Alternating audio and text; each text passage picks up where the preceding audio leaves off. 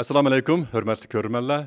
Biz Bosniyanın Sarayevo şəhərində işləb atqan Dünya Uyğur Qurultayının 8-ci növbətlik ümumi qurultayı haqqında xəbər verişni izchil davam qılıyatımız. Bugün bu fəaliyyət 2-ci günüge qadam qoydu. 2-ci gündük fəaliyyətlər intayın qızğın şəkildə davam qılıyatıdı. Biz bu fəaliyyətlər jarayonida көзге чылыққан адамның diqqətini alayda tatıdığan bir neçə nöqtələrini anlıqçılarımız və görürmənlərimiz bilan ortaqlaşıb ötüşni layıq tapdıq. Məsələn, bugünkü ədiganlik fəaliyyətdə dünyanın hər qaysı yerlərdən gələn, yəni Dünya Uyğur Qurultayıga təvə olmagan müstəqil Uyğur təşkilatlarından bir neçə təşkilatның rəhbərləri və onların vəkilləri qatnaşıb özlərinin təbrik sözlərini oxub ötdü və Dünya Uyğur Qurultayıdan kütüdüğən ümidlərini şəriləb ötən oldu.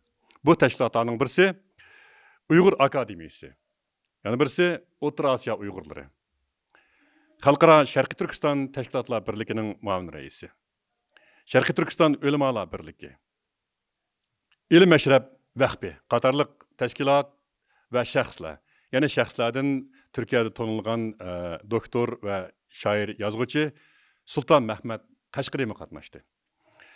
Doktor Rişat Abbas yığın əhliga özünün təşəkkür və təbriklərini bildirib ötkəndən keyin Dünya Uyğur Qurultayıga omad tilaydiganligi, kelgusi saylamning texmi natijalik bo'ldiganligini bildirdi. Qahramon Xo'janberdi Dünya Uyğur Qurultayınınki O'rta Osiyodagi vakili bo'lish sifati bilan Dünya Uyğur Qurultayıga natijalar tilidi hamda u odamning o'z tili bilan aytganda Sharqiy Turkistonning mustaqil bo'lishini tilidi. Uningdan boshqa Xalqaro Sharqiy Turkiston Tashkilotlar Birligining muavin raisi Luqmanjon Hamra söz qildi və kollektiv hərəkət qilishning intayın mühimligini o'ttirib qo'ydi. Uning orqadan Sharqiy Turkiston Ölümalar Birligining bosh taftişi Abdulahad Uchqun əfəndim söz qildi. O sözüdə dini kimlikdən vaz keçməslikning intayın mühimligini ta'kidlab o'tdi. Mahmud Emin Damallan bo'lsa-mı, ya'ni Sharqiy Turkistonliklar Federatsiyasining muavin raisi Mahmud Emin Damallanmı kollektiv hərəkət qilganda natija qazanqil bo'ldiganligini bildirdi. Yani İlim Məşrəb Vəxbining vakalatçısı Qudrat G'ulji əfəndi bo'lsa, Uyğur təşkilatlarına ularning beşiq kelgan har xil so'roqchiliklar va Xitoyning tahditlariga ko'ra ularga hammalanga sabr, taqat tilaydiganligini bildirdi. Bu qadimki yig'inda yana Turkiyadan kelgan doktor Sultan Mahmud Qashqari əfəndi o'zi shu yig'inga, ya'ni Uyg'urlarningki hurligiga atagan bir parça she'rni o'qib o'tdi. Keyin vaqt chiqsa, bu she'rni sizlar o'rtoqlashib o'tamiz. Yig'inning ikkinchi bosqichida Dünya 7-ci növbətlik qurultayının xizmət doklati o'qib o'tilyapti. Yig'inning bu qismiga doktor Erkin Akram, ya'ni shu Dünya Uyğur Qurultayının navbatdagi muvaqqat prezidenti, muvaqqat raisi doktor Erkin Akram riyosatchilik qildi.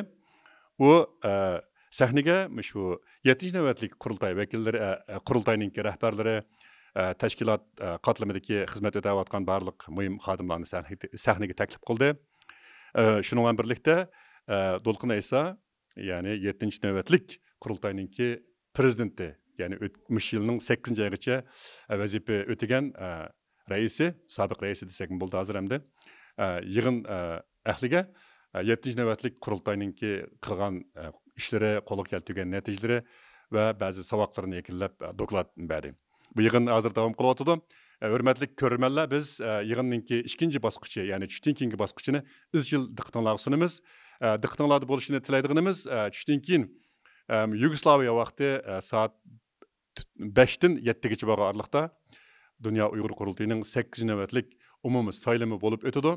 Bu saylamda Dünya Uyğur Qurultayının 8-ci növbətlik raisi, muavin raisi və hər qaysı komitetlər, yəni icraiya komiteti qatarlıq komitetlərinin raisləri saylab chiqildi. Diqqatinglar davomli ekranimizda bo'lsin.